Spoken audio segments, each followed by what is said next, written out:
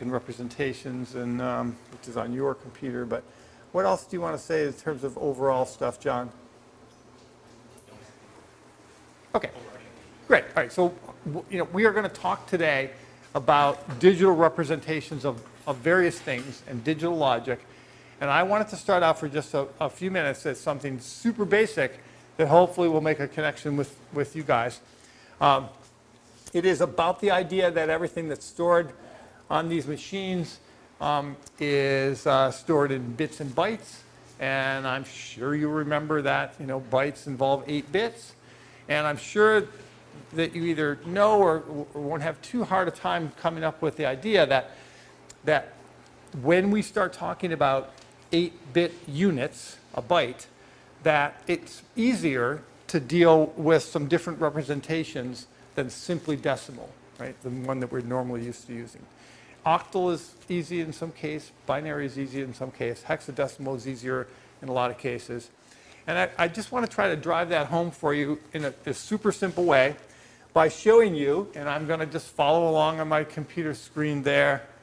Let's see, can I do any better than that? I guess it's pretty, I guess I can more or less. Together. I am going to make a file that I'm going to call junk5 and put something in it. And let's start out by putting something simple, the word simple. And if I leave it at that, how many bytes do you think are in that file right now? If I look at it, I put the word simple in it, 5 characters. How many bytes do you think are, if we look at the size of this file that I just made, which I'm about to do, how many are in it?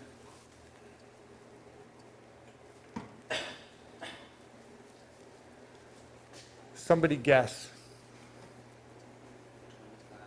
25. Thank you for guessing.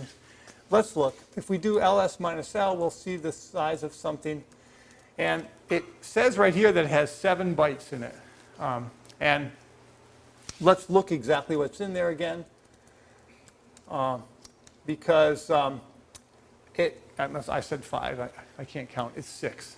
It has a character for every one of these things. This character requires 8 bits, 1 byte to represent. All of them do. And there's a thing at the end, which is the end of file, which tells the computer operating system this little bit of memory is the end of the file. We have to point to the beginning of the file too, but that's not stored in the file.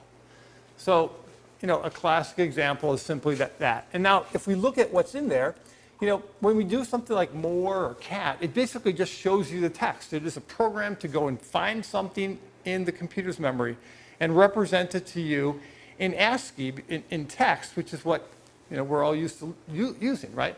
We could look more fundamentally at what's in here, and sometimes it's kind of useful to do that. There's a program called Octal dump, and if you do Octal dump and you choose the -a option, the Ascii option for junk5, you see what's in there, and it shows you exactly. These are the little counters to tell you where we are, and by default they're in Octal. So you can see here, there's the character SIMPLE, and here is the character that is representing here as new line or end of file. That's what's in there. There's 7 bytes, and here they're numbered 0 through 6, right? If we had another byte, it would show up right there. You can find out, you can look at the Ascii table, and I'll just, from your command line, typing man Ascii, among other things, is one way to look at it. This shows you the Ascii table in Octal. The only thing that's Octal about this is the way we're keeping track of where we are. So this is showing you 0 through 8, 0 through 7, and this is showing you that 0 through 8, and then, let me just count. 1, 2, yeah, right, obviously, 0 through 7, and then this is 8, and then this is 16, right? It shows you what every single thing is. If we look up what the lowercase s is, we will find, I can't see it here right now, we will find that it is 163 in Octal. And if we if we just page down and look now we can see the ASCII table in hexadecimal. That's one of the things you're going to do today. The same thing. The lowercase s is 73 in hexadecimal. The lowercase s in digital or in decimal is 115. So now if we go back over here and do octal dump and just as an octal character, we will see something more complicated looking, because now we're just looking word by word. It showed us what 2-byte units will look like. And if we do, I've forgotten how to do hex. Do you remember, John? That is hex. Bill, you just ran. But I've forgotten how to do byte level hex. Is it OD minus H maybe? You can split those, so it's 69, 73, 70, 60. Yeah, okay, good point. And that's one of the points I was thinking I was going to make. It's so funny, I did this morning though.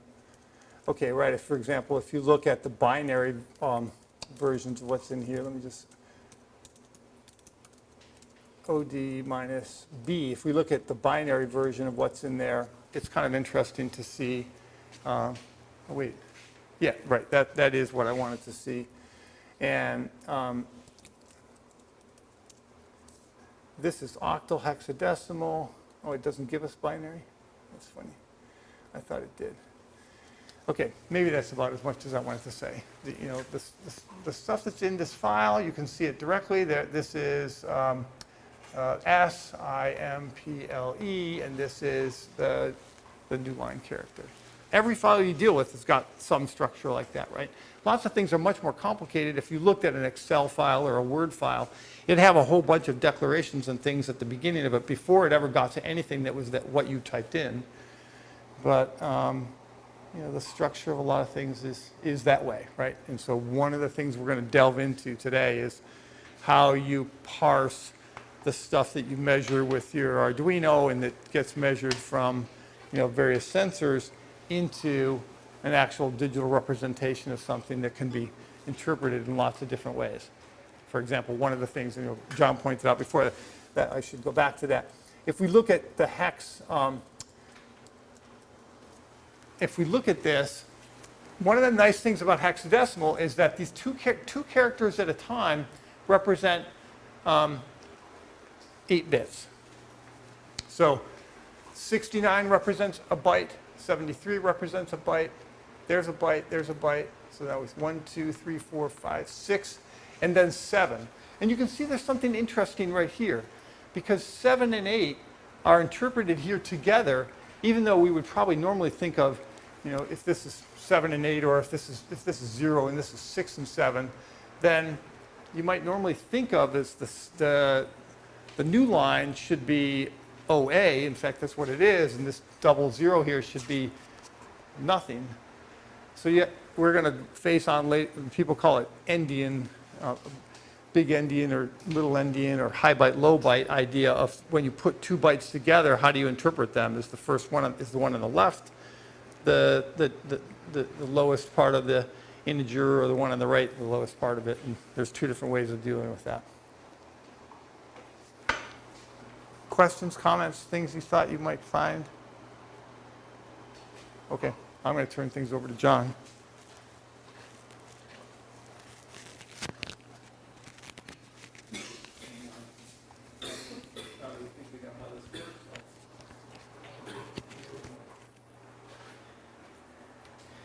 Yeah, we'll see if the magic works here. Well, I think we had your representation the right way. Maybe you have to go back and reset it up. Oh, it's trying. Hey. All right, so we're going to go into a lot more detail on a lot of the stuff that Chris just showed you on the command line. Kind of fly through this since we had some technical issues at the beginning, but all remember the slides will be on the website. There's great Wikipedia pages and everything about this. So the idea is the beauty of the Unix file system is everything is just stored as a file. There's not really a file type. It's something that we impose. Everything is just bits and bytes. But we don't think or count or do math in binary generally. So if you try to talk to a computer, and you said something like 4, the computer would say, what's a 4? Because the computer knows two numbers, 0 and 1, and everything else happens from zeros and ones. And some really clever people have worked on this problem and come up with some really nice solutions. So that's what we're going to go over. The idea is digital logic, be this your Arduino, be this the processor that is in your MacBook Pro, be this the processor that's in a supercomputer, has two fundamental states, on and off. You'll see them represented as 0 and 1, and you'll see them called high and low, like in the code that we've been working on the Arduinos. We can use high and low as a proxy for 0 and 1 or on and off. But those are the only two states you've got. So it's pretty amazing that we can do things like render 3D movies with only two states, but we have to have a lot of logic behind that. And the problem is, with something like your Arduino, say, we have to define what is a low and what is a high. And we have this continuous voltage spectrum that we work in, and the real world is messy, so we have to make some definitions. And for example, with what they call transistor-to-transistor logic, or TTL, this is older technology, anything between 0 and 0.8 volts is considered a low. So any TTL device will interpret that signal as a low or an off. Anything 2 to 2.7, somewhere in there, up to 5, it's going to call a high. And this area in the middle is undetermined. It depends on the device. It depends on a lot of random factors. So you want to stay out of that area. When you're doing digital logic, you need very clean signals that are either clearly in this range or clearly in this range. They're clearly on or off. If you get things going on in the middle, say noise is on your signal, or there's some kind of current drain somewhere that's pulling your signal down, you will get random results, and they're really hard to track down. Now, to make it more complicated, input and output standards are often different for chips. So they'll accept a certain range for inputs, and they'll actually output something that's in a slightly different range. There's also a more modern logic family that's 3.3 volts maximum. So 0 to 0.8 is still low. 2 up to 3.3 is high, and there's that indeterminate range in the middle. Modern, really modern processors now are going from 0 to 1.8 full. So this range that you have to be in is getting smaller and smaller and smaller and smaller, but it lets the chips use a much smaller process technology, so we can pack more transistors on the chips, we can pack more logic on the chips, and they can consume less power. But as we keep shrinking this, it keeps getting much harder to get clean signals. For your Arduino, so this is the Atmega 328, which is the processor made by Atmel that's on your board. We have 0 to 1.5 is low, and 3 to 5 is high. So it's relatively forgiving, as long as you stay out of the 1.5 to 3 volt range. So as logic states make sense to everybody, this idea that you have to be in the right range, and that it's going to be interpreted as a 1 or a 0 only. Yeah, there are some things that are called tri-states, but we are not going to go into those at all. The other thing that you're going to run into a lot, and you'll probably run into this in your projects depending on what your project is you'll have a sensor or something that you want to talk to that is digital, and it uses 3.3 volt logic. Your Arduino uses 5 volt logic. If you connect these two things, they will fight to the death, and one of them will end up damaged. And that's not good. So you have to use level shifting technology. They can be things like this. It's just a bunch of MOSFETs, little transistor type switches that can switch high to low, low to high. There are dedicated chips. Texas Instruments makes a nice one. Or if you're careful, you can follow application notes from the manufacturer and actually calculate a series resistor that you can put in line that limits the current flowing in to something that's safe for your Arduino. That's maybe not the best approach. It's better to use an actual logic level shifter. But make sure that you look at what the logic levels for your device are, and remember that your Arduino is 5 volts, so you don't destroy something. It's a pretty easy way to take a $50 humidity sensor and make it go up in smoke in a matter of seconds. And when you're looking at a data sheet, so this is something that we're going to do at some point here in the future, is I'm just going to bring in some data sheets from different parts. Manufacturers put these out there, many pages sometimes. The data sheet for the single chip that makes up the Atmega that makes up your Arduino Uno is over 400 pages. So there's everything you could possibly want to know about that chip in there. The data sheet for a run-of-the-mill amplifier might be 14, 15 pages, but that's kind of a short data sheet. But when you look at them, they'll have this header, and then they'll have a bunch of marketing specs, but what you really want is a couple pages back. You'll see things like the pinout. So this is all the different connections on the chip and what they do, or what they are connected to. And sometimes you'll see these little overbars on things. So a pin can either be what's called active high or active low. So you have to agree on, okay, say for example that we have a reset line on some chip. When I pull that pin high, does that reset the chip? Or when I pull that pin low, does that reset the chip? And it can depend. Different chips will have different things. If you see the line over it, that means it's active low. So you pull it low to do whatever that function is. If you don't see the line over it, like this clock inhibit line, it means I would pull that line high to enact the clock inhibit function. And sometimes you'll see like this, where it tells you what it does when it's high and what it does when it's low in one notation. And chips can mix this up. There can be one chip that can have multiple lines. Some are active high, some are active low. You just have to pay attention to it, and you'll be fine. It's nothing other than maybe a very minor annoyance. So if you have a chip or a pin that's, say, SH or LD, is it always in the high state until you tell it to be in the low state, or is it vice versa? It depends on how you have it hooked up to your controller. So you can have a pull-up resistor. That means the pin is by default, that it's going to be by default held high, and you have to say, make it low. Or you can have it pulled down, and you have to say, make it high.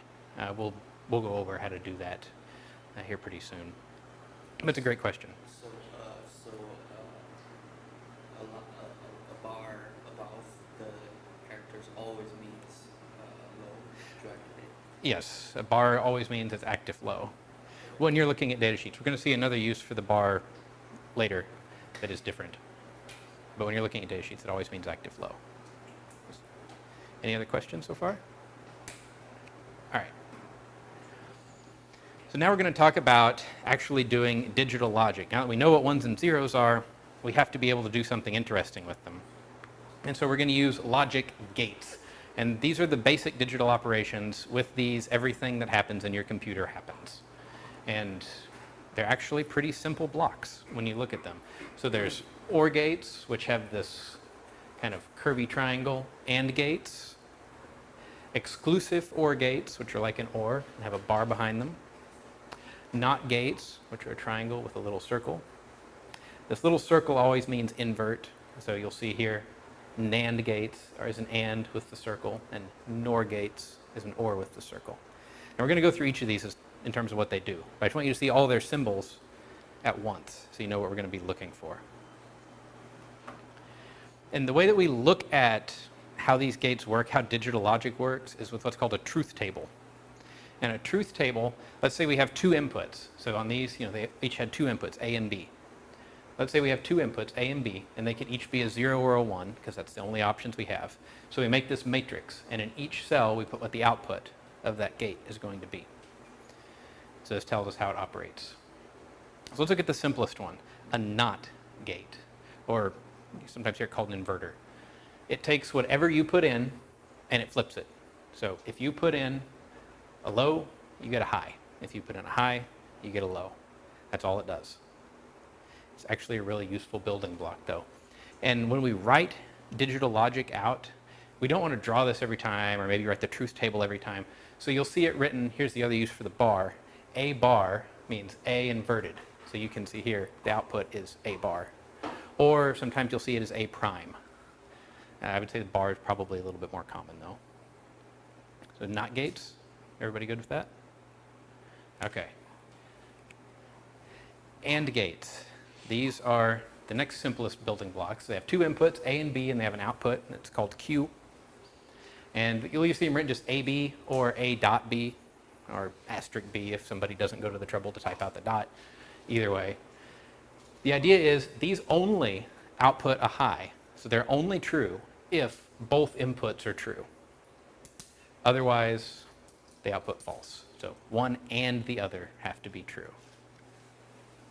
John, can you point to the inputs and the way this chart is developed? Because especially in that first example you showed in the last slide, it's not clear what's what. So A has two states. They are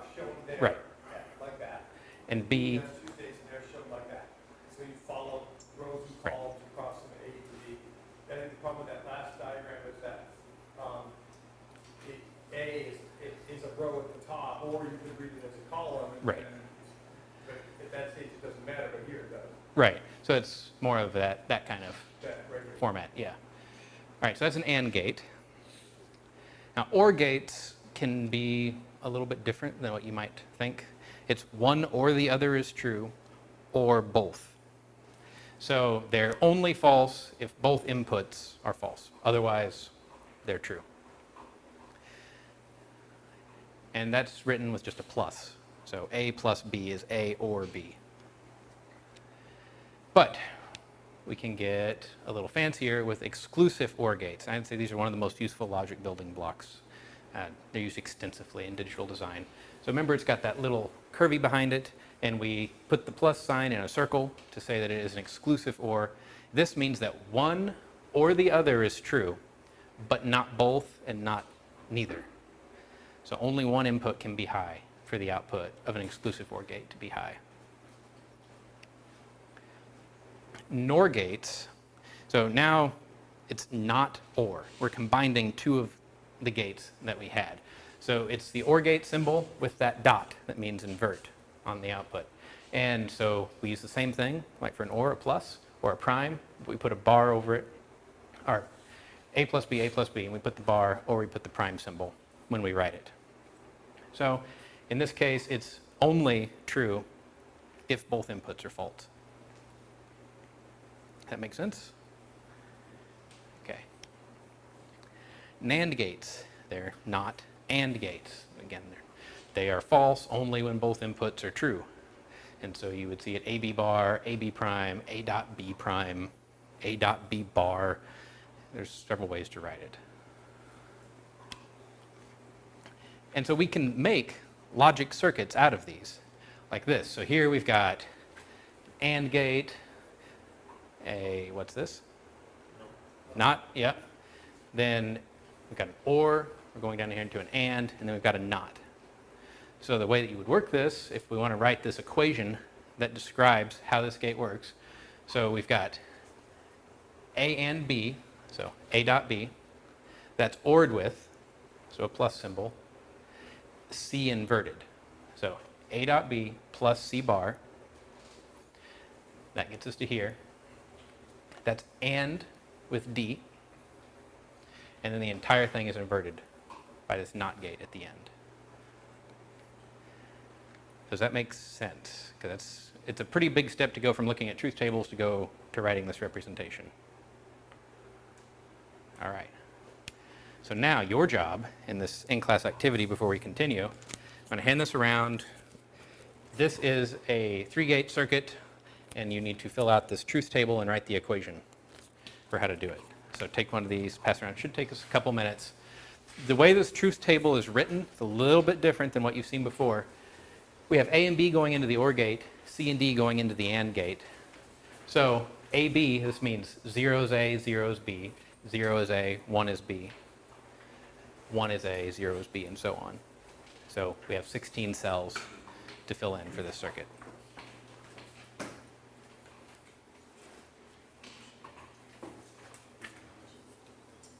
Do they have any kind of cheat sheet on remembering, or do you want to go back, or do you want to ask about, you didn't make careful notes as we just went through? So we've got this, or do people want truth tables? What's the most useful? Symbology. So like A plus B or A dot B. Okay, let's see, I can put some up on the board here. Yeah, so you just write that. And that is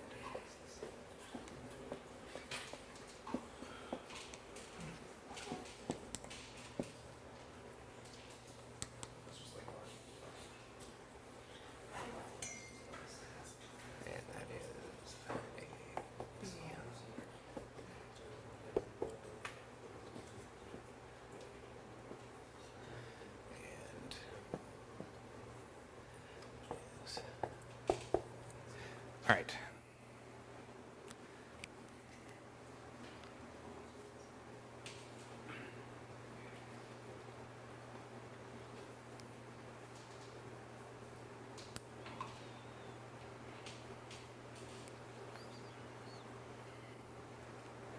A tip on how to do this, and the way that I like to do the larger matrices is, since this is just the OR gate, figure out what the output from these inputs is and write it in the corner. And then you only have to deal with, okay, is the output of this 0 and the output of this 1, then what does that make this? It makes it a little bit simpler.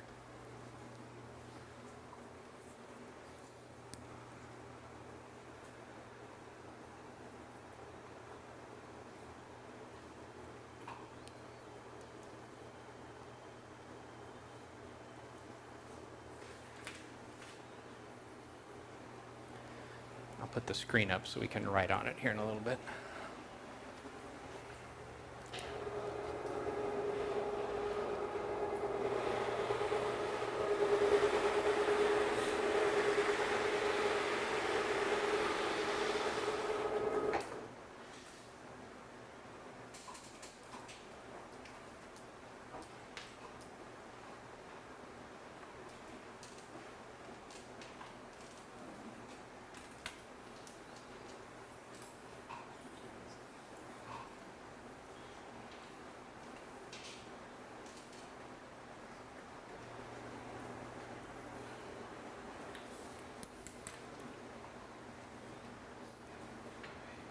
If you get the truth table filled out, write the equation that describes the system.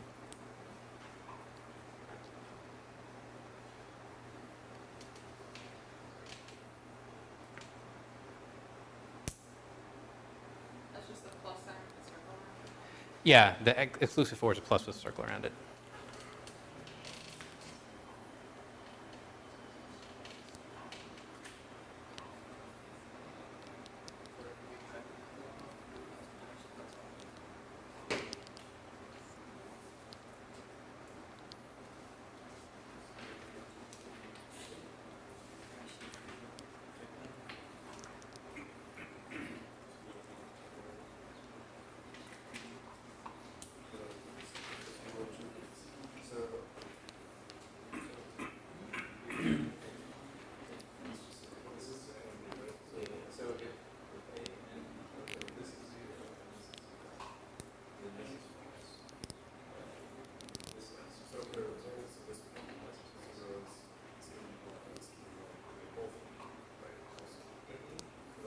Right, right. So this is true, this is false. This is false. This is false. And then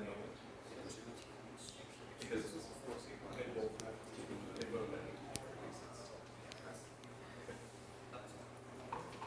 have. Okay, so let's start working through it. Has everybody had a chance to at least get partway through or the whole way through? All right. So if we look at the OR gate, A and B, so if it's 0, 0, what's the output? 0, 1, 1, 1. Okay, what about the AND gate? All right. Now, then if we put those into an exclusive OR gate, we're looking at pulling those down. All right, so let's start here. So what if we put 0 and 0 into an exclusive OR? 0. All right, 0 and 1?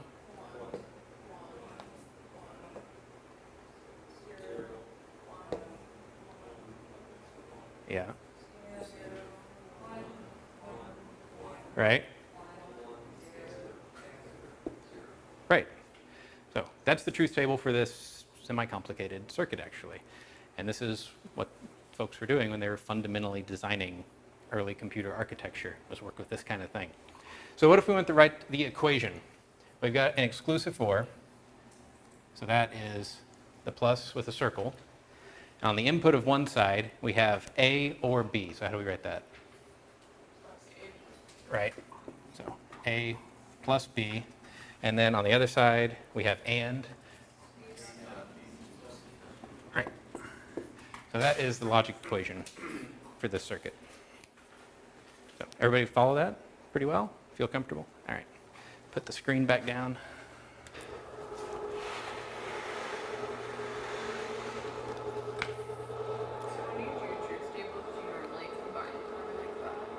If you have multiple inputs, you have to. Otherwise, you would have a multi-dimensional. I Yeah. guess I would. So if you had even more of those,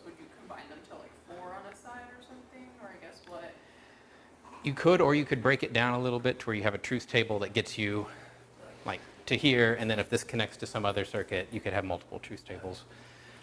Yeah. So there's a solution that we all just found. But that is what's called a combinatorial logic circuit. So if you're people that work in combinatorics, that's what they do. The catch is, if we built this, so you can buy OR and exclusive for chips. You can go onto DigiKey or Mouser and buy them. You could go to Radio Shack before they went out of business. And we hooked this up on a breadboard. What you would find is that as soon as you change something, it instantly propagates, well, virtually instantly, only the gate switching time, through this entire circuit. And that's a problem if, say, you're designing a computer and you want to set a bunch of these bits and then say, now do the calculation, run it through this circuit. So it should start ringing a bell, kind of the parallel port thing that we talked about last week. We're going to set a bunch of stuff, and then we need to hit it with a clock pulse and maybe have some memory in there about what's going on. So these combinatorial circuits can be non-deterministic, or they can jitter between states, not necessarily what you want. So you can have a combinatorial circuit, and then you can have some kind of storage or feedback loop in here. Helps you store some things. You can clock it. So you can take an input and change the output only when you have everything set how you want it, or everything stored in memory how you want it. And then you give it a clock pulse and say, now do the computation. Everything sits stationary until then.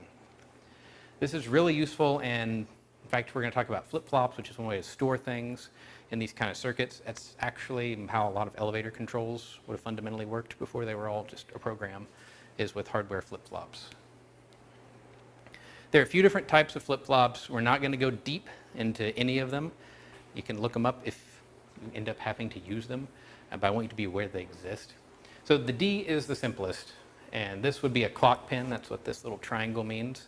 So you put an input here, and when you hit the clock pin, when you clock it, it's going to put D out here on Q, and then this is not Q. So if you put a 1 in, and then you clock it, you're going to have a 1 and a 0. If you put a 0 in, and then you clock it, you're going to have a 0 and a 1. So if you change D, nothing on the outputs will change until you clock the chip. T flip-flops are also kind of interesting. So you clock them if the T is a 1, if the T is true, then the outputs switch. If the T is a 0 and you clock it, nothing changes. So it toggles. It's telling true or false whether you want to toggle these outputs or not. And of course, there's initialization that it's going to come on as always 0, 1 or always 1, 0, right? Is that making sense? Why it is D or T, not using the other letters? I don't know who decided on them, actually. I mean, toggle is T.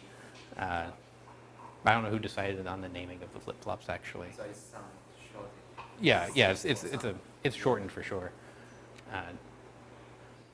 And then there's a flip-flop called the JK. This is one of the more versatile ones, and believe it or not, this is still considered a basic flip-flop circuit. They can get really confusing if you're not used to looking at them. So JK flip-flops have two inputs called J and called K, and the clock line, and then a Q and a Q not output. You can clear, set, toggle, or leave them the same, depending on the inputs. So the way you read this truth table is, let us assume that when we start looking at this circuit, that Q is 0 and Q bar is 1. So that's the initial outputs here. If I put 0, 0 on J and K and I clock it, nothing changes. Nothing happens at all. It stays 0 and 1. If I put 0, 1 on JK, that clears the flip-flop, where 0, 0. And then you can 1, 0 to set both, 1, 1 to toggle.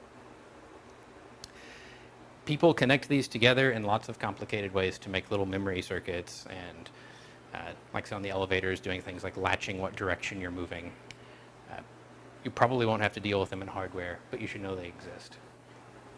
The reason that all this is important, because I highly doubt that you're going to be building a digital logic circuit on your breadboard for your project, or maybe even in the lab.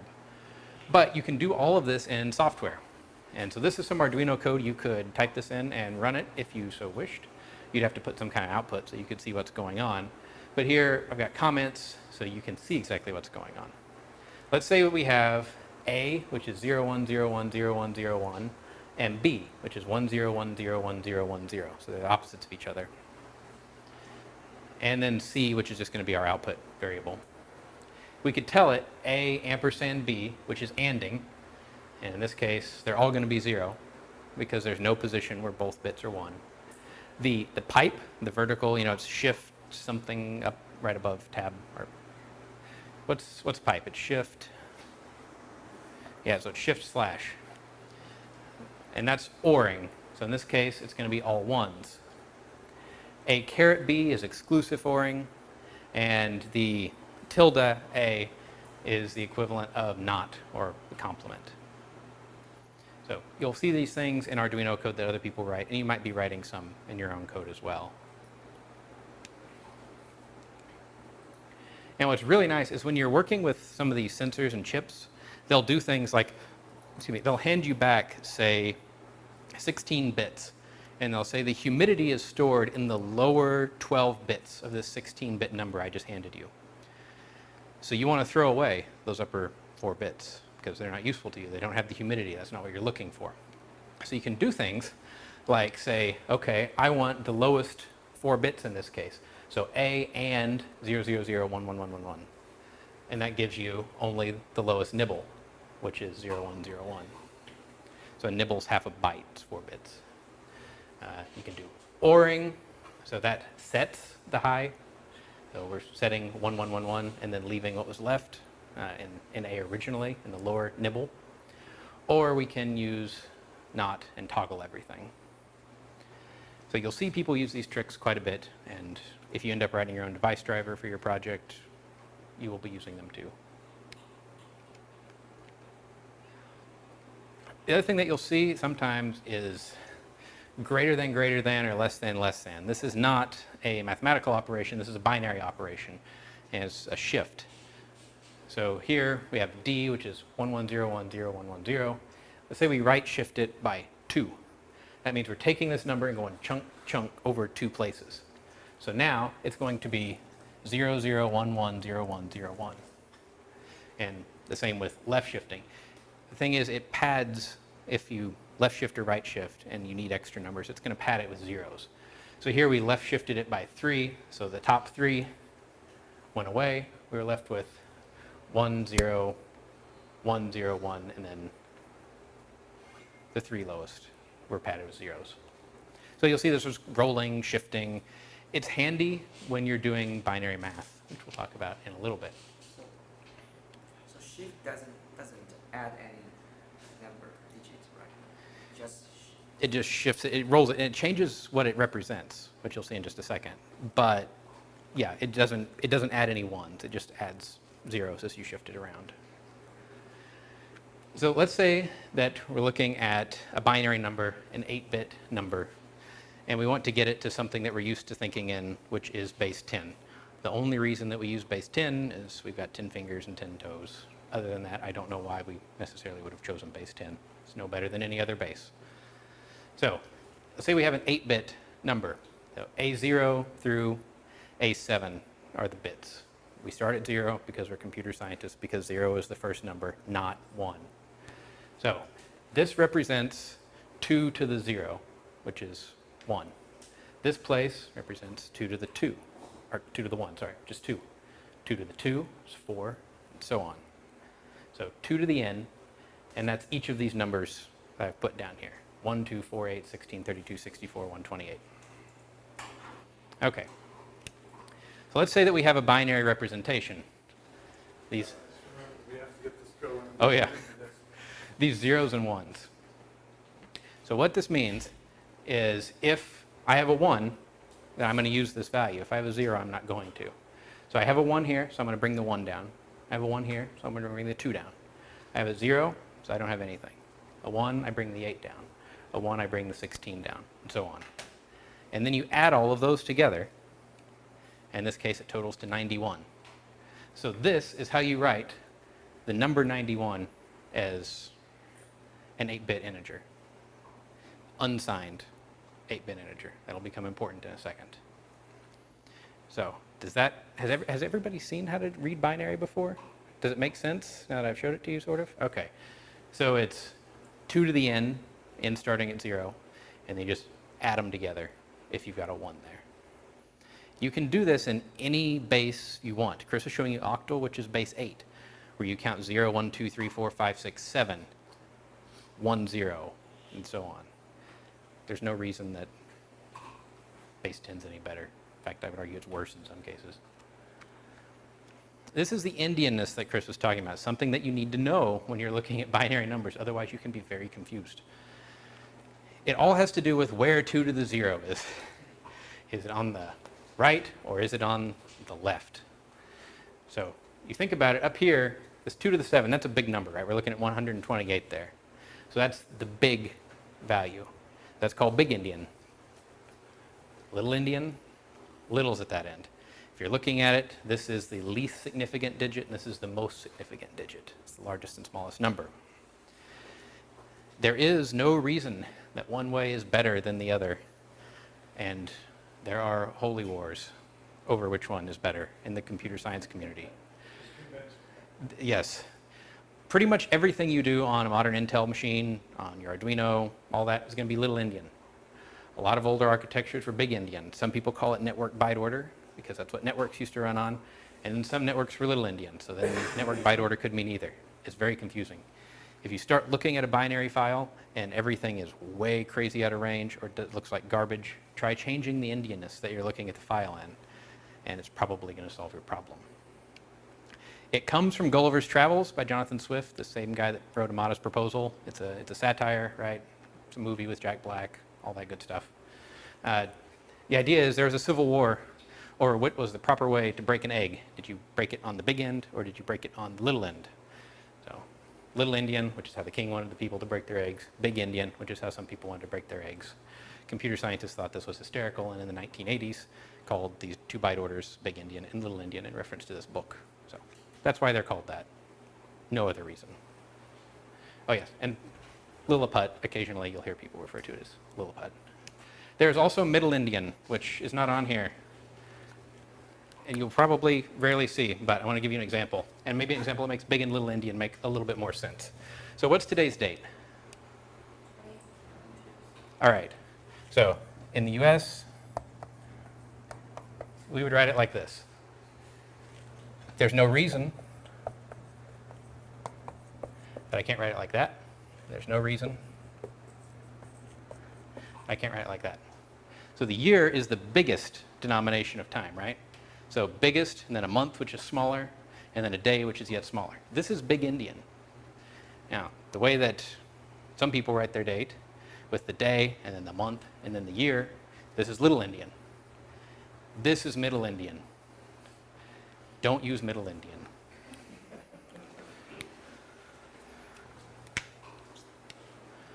So it's the So you significance. want us to put our dates. Yeah, you put your dates in little Indian. So that is base 2, because we had 2 states. Base 10 is how we normally think. Chris showed you octal, which is base 8, which I'm not going to talk about, probably because of time here. What about base 16? Why not, right? So that's what we call hexadecimal. I like base 16 quite a bit. It's the preferred way to deal with registers when you're looking at microcontrollers. And actually, if you do enough with binary files, you can end up starting to read hexadecimal representation, which is kind of scary when it happens. But the idea is, when you count, you have 0 through 9, just like normal, and then we're out of... Remember, these are just symbols that we write to represent a number. They have nothing to do with what the actual number is. I could draw a circle and say that it's 7. It's fine. They're just symbols. So now that we're out of what we've agreed upon as a common language for numbers, we just start using letters, because that's the next thing that we've agreed upon. So these are all numbers in hexadecimal. 0 through F are the 16 numbers that you have to work with. So let's count in hexadecimal. So 0, 1, 2, 3, 4, 5, 6, 7, 8, 9 are the same as in decimal. 10 is A, 11 is B, 12 is C, and so on, until you get to 15, which is F. Let go of your idea that numbers have to be these certain shapes. They don't. That's the whole idea behind this. Then we can start counting higher. So now we're moving up. This is like going from 9 to 10. So right, we have 9, we move a 1 over into this place, and we stick a 0 here, and then we start counting up in that place. Same thing. 10, 11, 12, 13, 14, 15, 16, 17, 18, 19. Well, the next number after 9 is A in hex, so now it's 1A, 1B, 1C, and so on. So is that okay for everybody? It's weird to look at. Okay. Let's convert a number to hex. So this is the decimal number, 48,879, a random number. Let's put it in hex. Hex is base 16. So we take the number, we divide it by 16, we get this remainder 15. What is 15 in hex? It's F. So you write an F. Okay. We have 3,054 left over. You divide it by 16. Well, what's the remainder? The remainder is 14. That's E. So we put the E to the left of the F. So now we've decoded EF so far. You do it again, and we get remainder 14. That's another E. We have 11 left. 11 over 16 is 0, remainder 11, and it's a B. So you have now written the number 48,879 in hex, but if you were to look at it in octal dump with hex turned on, you'll see beef. And people use these things that you can recognize as words. It's really common when you're looking at serial data streams in hex. The engineers or the software folks will put in there, when there's going to be a gap between packets, say, you'll see dead beef in hexadecimal come across the screen. And that's a very common delimiter for the end of a packet. So spelling words out. Once again, it's a number, not a word, but it's something that we can see. So you'll see it in the terminal quite a bit. If you're still working on binary a little bit, pay attention to the little Oh, yeah. red, dots up here. And this is what it looks like to, what is it? Anyone? It's a clock. Yeah. It's a clock. So look at the very right-hand side, that first column is seconds.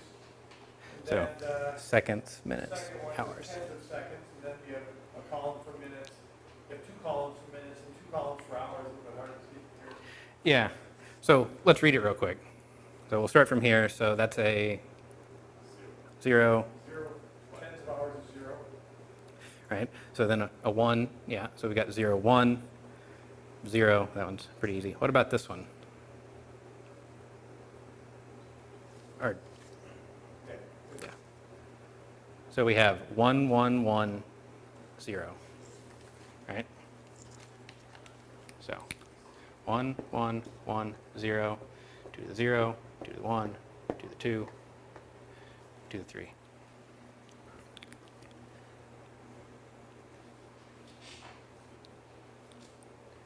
Okay, so 2 to the 0, we bring down a 0. 2 to the 1 is 2, and we have a 1 there, so we bring down a 2. 2 to the 2 is 4. 2 to the 3 is 8. That's an 8.